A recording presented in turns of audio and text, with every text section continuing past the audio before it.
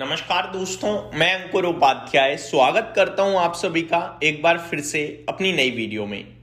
दोस्तों, भारतीय बाजार भयंकर टूटा, एक बार फिर से क्रैश टाइप सिचुएशन बन गई है और कोई रीजन नहीं मिलेगा आपको। मॉर्निंग तक तो कोई भी रीजन नहीं था, लेकिन अभी अगर आप ढूंढोगे तो एक रीजन मिल जाएगा जो मैं भी आप सभी के साथ अभी शेयर करूंगा।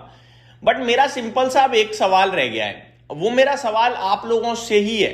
प्लीज कमेंट करके बताइएगा और उस सवाल में 2-3 जवाब नहीं देने हैं। पहले सवाल सुनिए, ये भारतीय बाजार एक्चुअली में क्यों गिर रहा है?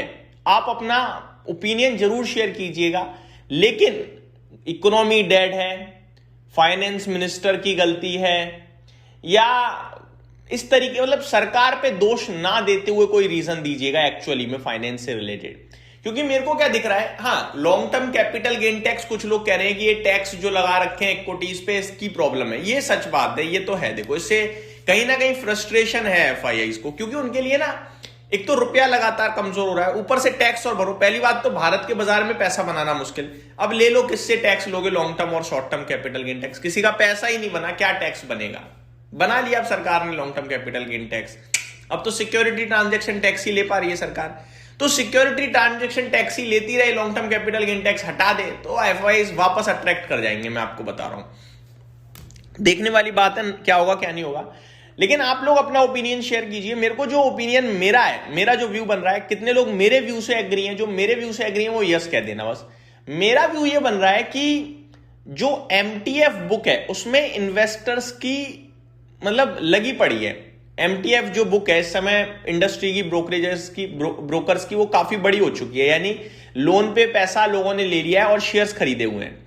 अब वो एमटीएफ बुक में स्टॉप लॉसेस आ रहे हैं कि भैया या तो पैसा डालो या मैं सौदा बेच रहा हूं। ब्रोकर कह रहा है, अब पैसा सब पे है नहीं, खत्म हो गया है, तो ब्रोकर सौदा बेच रहा है। मतलब कुछ लोग ना चाहते हुए भी अपना सौदा कटते हुए दिख रहे हैं, जो सेलिंग प्रेशर क्रिएट कर रहा है। वहीं दूसरी तरफ इस सिचुएशन में बायर तो बिल्कुल भी है ही नहीं, खरीदने वाला बिल्कुल गायब है। तो मेरे को यह लगता है कि केवल सेलिंग प्रेशर है जिसकी वजह से इस मार्केट टूट रही है। अगर आप लोग इससे एग्री करते हो तो प्लीज कमेंट में यस लिखना, अदरवाइज आपको कोई और ओपिनियन है तो वो बताना। क्योंकि अगर मेरा रीजन सही है और आप लोग इससे एग्री करते हो तो मेरा मानना है ये गोल्डन अपॉर्चुनिटी है। क्योंकि केवल सेलिंग प्रेशर है तो ये बाइंग प्रेशर आएगा एक ना एक दिन। जैसे ही बाइंग आएगी वो वापस से आपको ऊपर खींच देगी, जो कि ये कोई रीजन नहीं होता कि सेलिंग की वजह से बाजार तोड़ दो।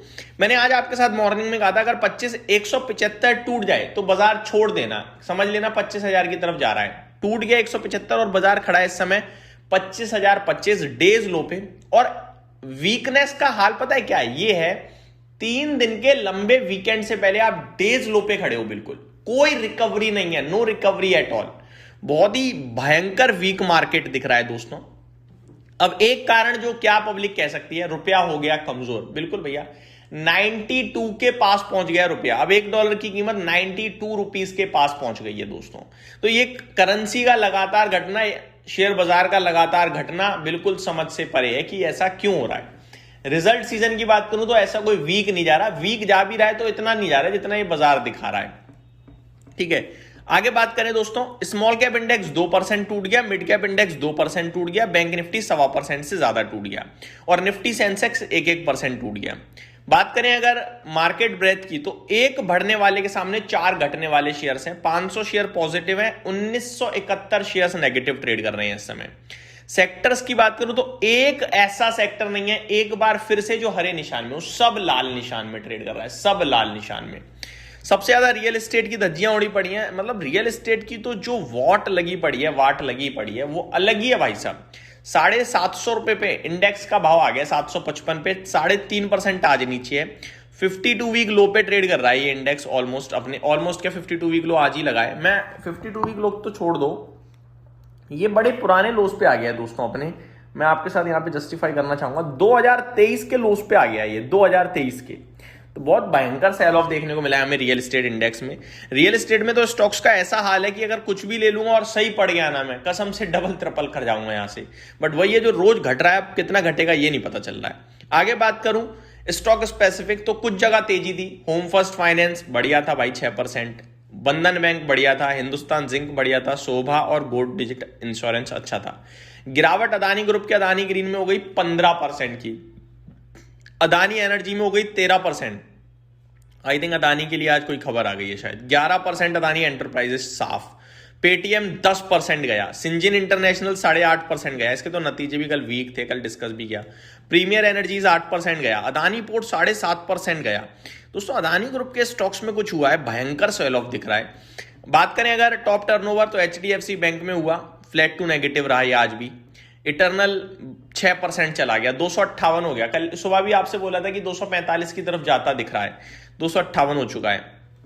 आईसीआईसीआई बैंक एक बार फिर ½ % नीचे। आगे बात करें अगर निफ्टी में तो अराउंड 10 स्टॉक्स पॉजिटिव थे, 40 negative. Top gainer doctor Reddy था, then Hindustan Unilever, Tech Mahindra, ONGC. Top loser Adani port, Eternal, Adani Enterprises. आगे बात करूं अगर आप सभी के साथ तो इंडिगो, सिप्ला और जियो फाइनेंशियल ये भी काफी हैविली टूटे हैं आज आपके लिए। दोस्तों बाजार का हाल बेहाल है, समय सिर्फ इतना ही बोलना चाहूंगा। मतलब देखने योग्य मार्केट है नहीं जिस हिसाब से टूट रहा है इस समय। तो अपनी पोजीशन जो रोक के रखा हुआ है ना, वो मतलब सल्यूट डिजर्व करता है, क्योंकि ऐसे मार्केट में लोग अपनी पोजीशन होल्ड कर नहीं पा रहे हैं दोस्तों, जो हाल बाजार का हो गया है। तो पेशेंस को आपके सलाम है भाई साहब, जो कि मैं तो पेशेंस की बोलता रहता हूँ लगातार। तो मेरा मानना यही रहता है कि लॉन्ग टर्म के लिए अगर आप आए हो 10 साल, 5 साल, 3 साल, समय बढ़ा सकता हूं मैं पोजीशन नहीं हटा सकता, क्योंकि मेरे को बाजार में तो रहना है। अब जब मेरे को बाजार में रहना है तो इस समय मैं छोड़ के जाऊंगा तो वापस कब आऊंगा तेजी के मार्केट में।